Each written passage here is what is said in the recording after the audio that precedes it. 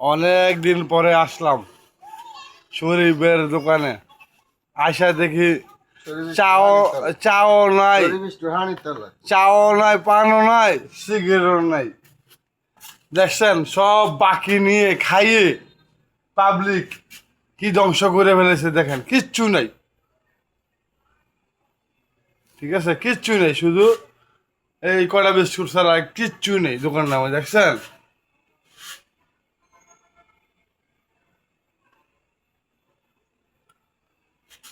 এই যে আমি, আর এই যে আমার বাচ্চা কাকা বউ আছে।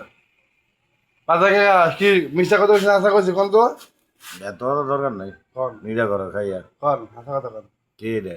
কন কেউ না লাইভ চলতেছে। কি আছে কিছু বাকি মাকি খেয়ে শেষ করেছে না কন? তার কি করতাম? তা আপনি কত কত কত কত না? ভাই নিয়ে খাইয়া হুট গেলে কি করবো?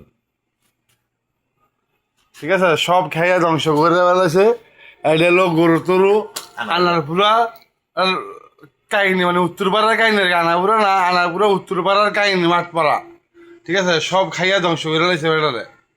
মানে কিছু বলতে কিছুই নেই বর্তমান আনার স্যার, শেষ করে ফেলেছে দোকানটারে।